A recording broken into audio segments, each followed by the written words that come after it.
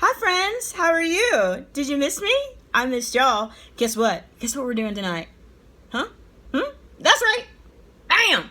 We are going to talk about this book, or more specifically, I am going to review it. It's called The Mothers by Brit Bennett. I'm so excited to get into it. So looky here.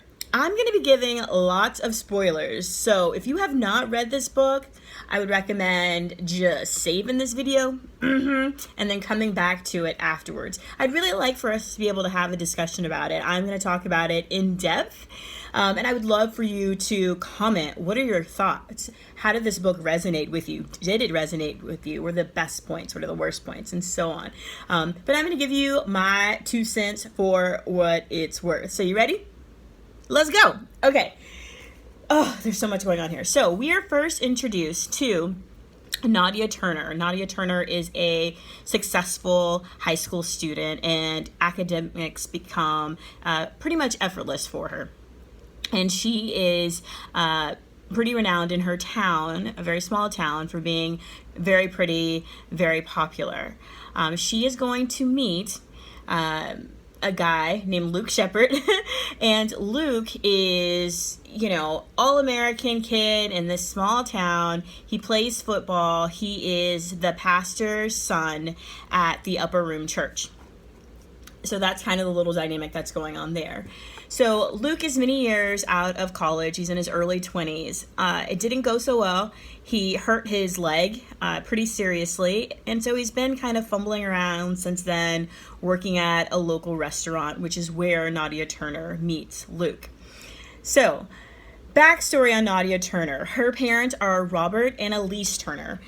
Elise was also, thought to be very attractive, very pretty. She marries a Marine. They move to this town. They set up their life together. Elise goes to the upper room church. Robert becomes a member as well. Nadia goes there too.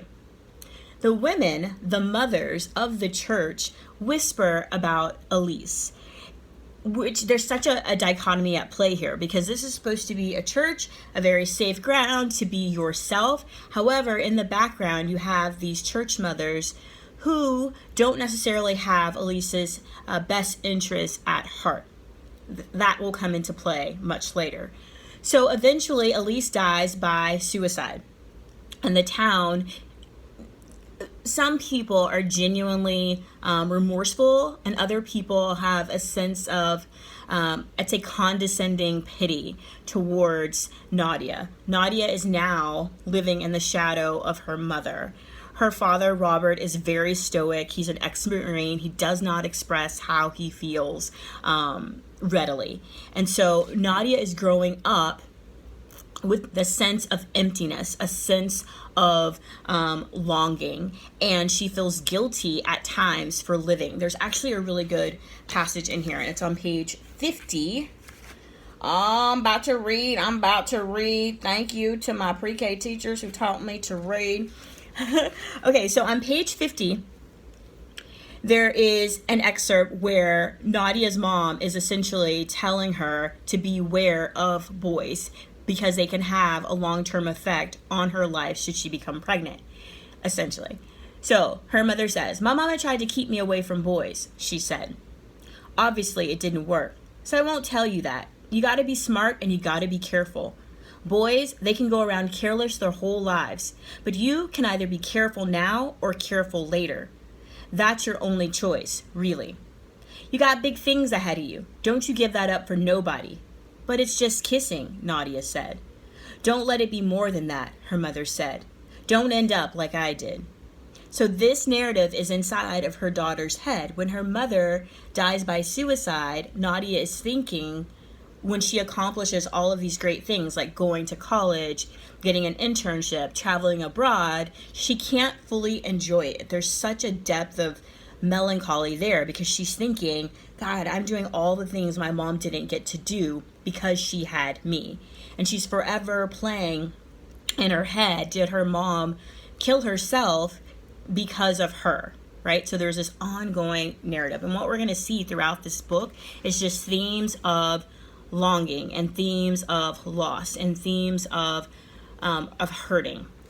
So that's kind of what's going on with Nadia Turner. Now, questions I have for you: if you have not had a traditional Black church experience, I wonder if passages in this book are as meaningful or as potent. I go to a pretty diverse church now, but growing up, I went to a very traditional Black church. And so a lot of the scenes that Brit Bennett is painting in here, I can readily hear. My dad was a church pianist, and so I spent many years crawling underneath the pews and sneaking down to get donuts and coffee when I was 5, and like wearing petticoats and patent leather shoes and all of these things. So a lot of the stories in here kind of resonate with me. That being said, the mothers at this Black church play a central role essentially in keeping the church together, and they're very aware of their role in this church.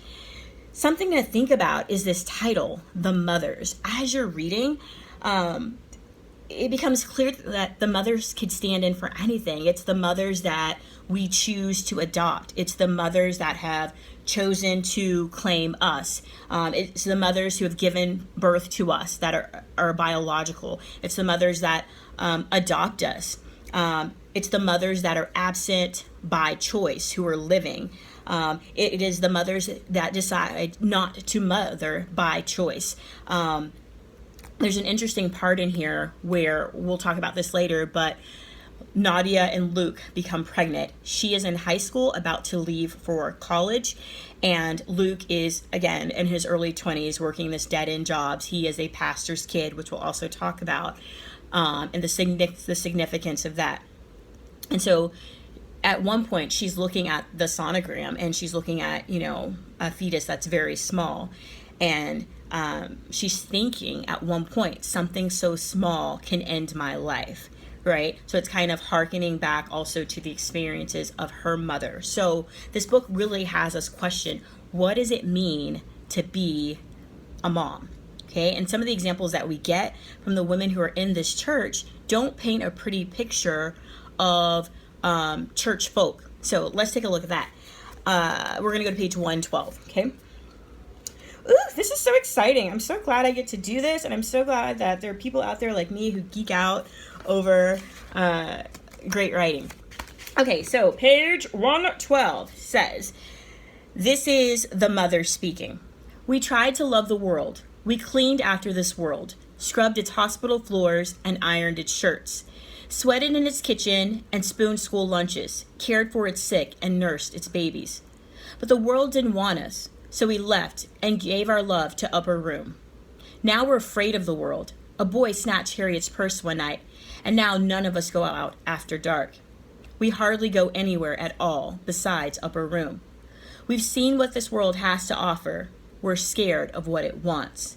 So these mothers are living in this environment of the church of Upper Room that is supposed to be hopeful and life-giving, but they are fearful of living. They are fearful of life. They are experiencing other people's lives vicariously and passing judgment on it, which is what they do with Elise, which is what they do with Nadia Turner.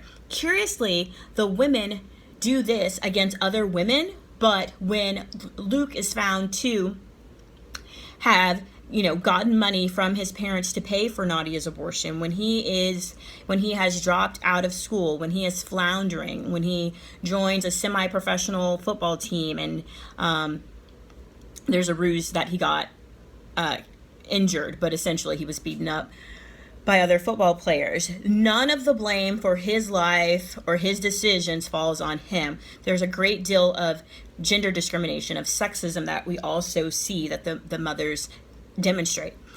Another example of that would be on page 180. So let's go there. Let's take a look. I'm trying to flip the page. Okay, here we go. Now they're passing judgment on the girls who enter the church. So they're saying, now the girls were even worse. Our mamas would have whooped our legs if we dared to come to church like these girls. Bubblegum popping and hair twirling and hip switching. Anyone knows a church is only as good as its women. And when we all pass on to glory, who will hold this church up? Serve on the auxiliaries board. Organize the Women of Worth conferences. Hand out food baskets during Christmas. We looked into the future and saw the long banquet tables growing dusty in the basement. The women's Bible studies emptied, assuming these girls didn't turn the meeting room into a disco hall. So again, there's all of this women passing judgment on other women and their capabilities and their worth based on how they appear to be. So that is huge. Again, that theme of what does it mean to be a mother? Clearly, in my opinion, these women aren't mothering, mentoring other women. Something else to focus on is Luke Shepherd. So Luke Shepherd, again, town hero, boy that's supposed to do good, doesn't work out for him. He's kind of in a pitfall. He's trying to figure out. So by the community, Luke Shepherd is kind of given a pass for any transgressions that he has. It's just labeled on the umbrella of, oh, he's a PK. He's a preacher's kid. And there's a perfect example of this if we turn to musical interlude. Yes, killing time till I find the page. Page 21. It says, you know what they say about pastors' kids. In Sunday school, they're running around the sanctuary, hollering, smearing on bright lipstick that makes her look like a harlot. By high school, the son is smoking reefer in the church parking lot, and the daughter's being felt up in a bathroom stall by the deacon's son, who is quietly unrolling the pantyhose her mother insisted she wear, because ladies don't show their bare legs in church. Right? So there's all of these expectations for pastors' kids, but they're also given a pass. Like, oh, they're going to grow out of it. This is kind of the expected behavior, especially from the boys. And so later on, when Luke finds himself in trouble several times, the mother is a bit dismissive of his behavior, unlike his father. So Mrs. Shepherd is an interesting figure in herself. She is the first lady of this church. She's very powerful. Her influence is great in this small town. And she's also a woman who is hurting. There's a passage that describes how she was bullied as a kid, but now she is the queen bee on top. She rules everything, and she lets everybody know that. Also, there's this underlying theme of pretty. I think I've mentioned it several times, like, oh, Elsie is pretty. Nadia is pretty. Pretty is commodity in this town. If you're pretty, then nothing else can be wrong with you, because pretty is a Band-Aid. Pretty hides all of these internal struggles that the town doesn't want to know about. And there's a great quote that kind of expresses that, and that's on page dos, bilingual, on page 2, okay? I'm such a dork. I'm having such a good time, and no one is in my house but me and you. All right, page 2. Since then, the girl had earned a wild reputation. She was young and scared and trying to hide her scared in her prettiness. And she was pretty, beautiful even, with amber skin, silky long hair, and eyes swirled brown and gray and gold. Like most girls, she'd already learned that pretty exposes you, and pretty hides you. And like most girls, she hadn't yet learned how to navigate the difference.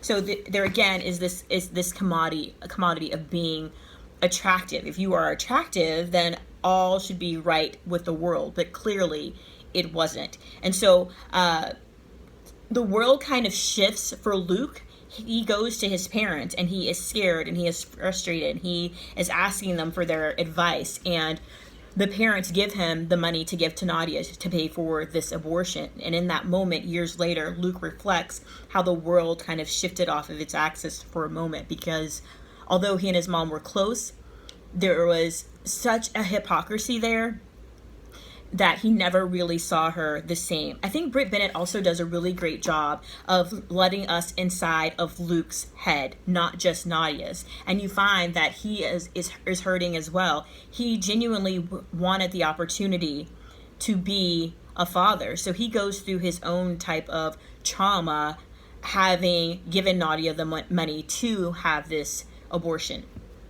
So there's all of these dynamic factors at play. What makes a strong woman? What makes a weak woman? Essentially, Mrs. Shepherd, Luke's mom, basically says that there are some people who are strong enough to handle the devil when he chases them, and others who are not. So those are kind of her sentiments about Elise and her suicide, and about Nadia and her pregnancy. So eventually we are introduced to Aubrey. Aubrey is running she is running from her mother, who failed to protect her when the mother's boyfriend was sexually abusing her. So Aubrey shows up at the upper room, and she is desperately seeking salvation. She is desperately seeking a place to call home. She finds that place in upper room, unlike Nadia.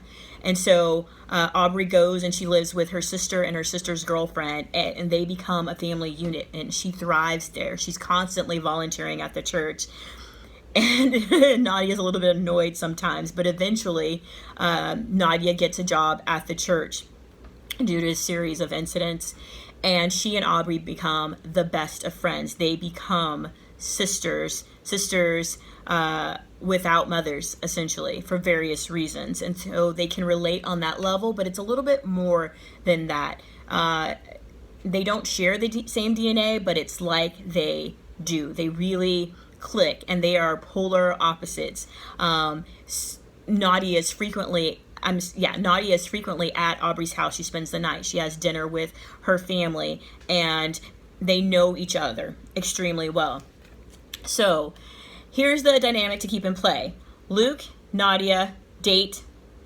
Nadia became pregnant. Luke gives her the money for the abortion. He actually leaves her at the abortion clinic, does not check on her.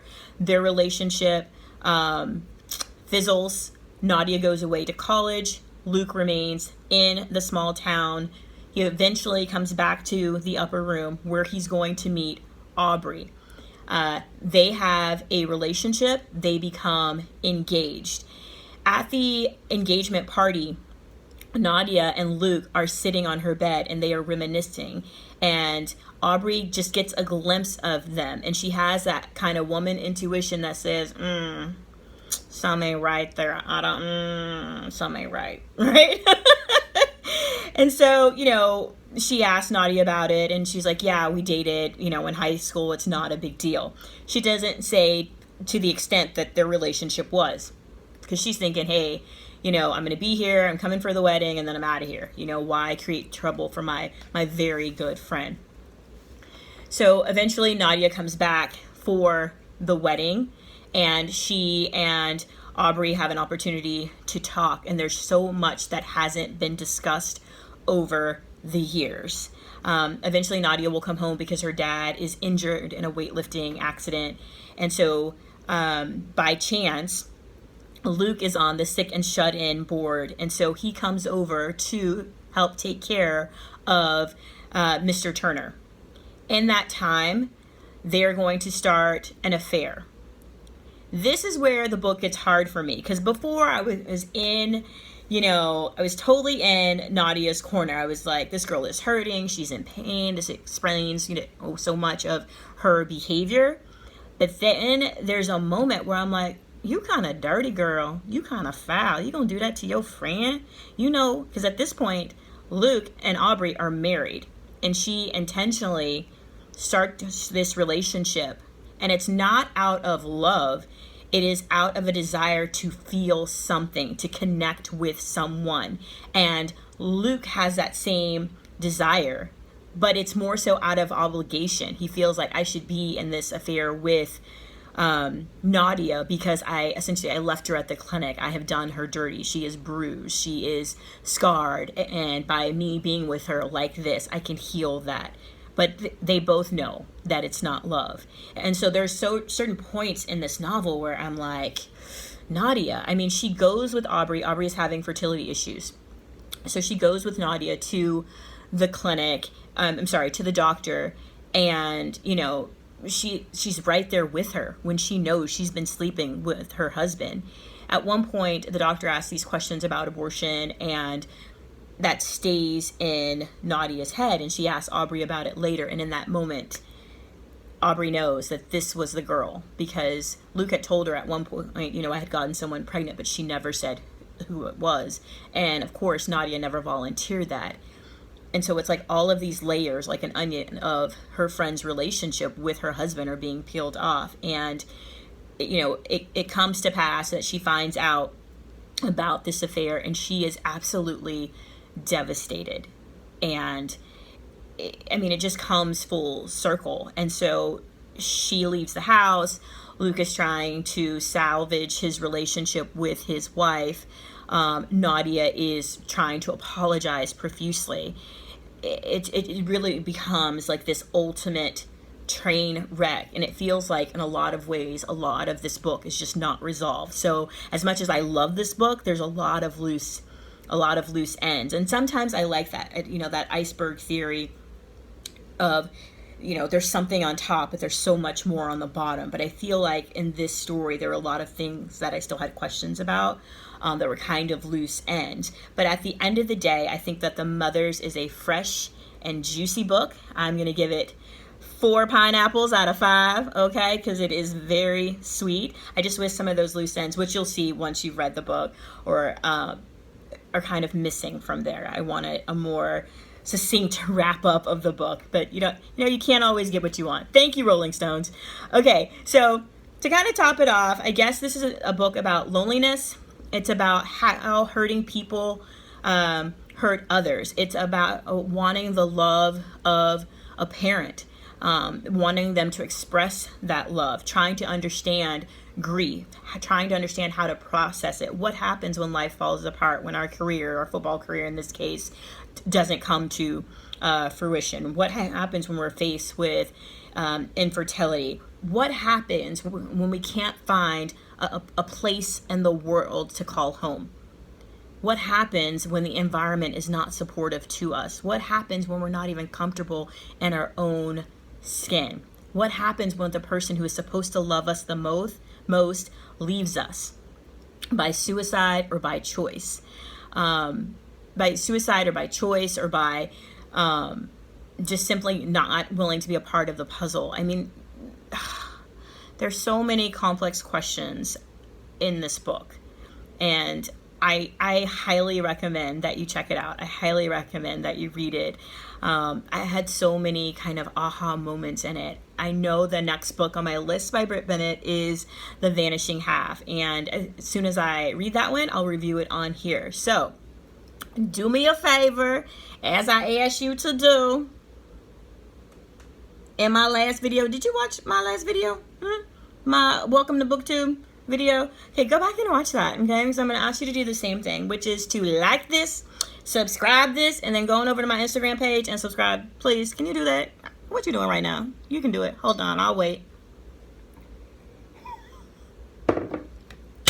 I love you guys so much. Thanks for watching, and I'll see you soon.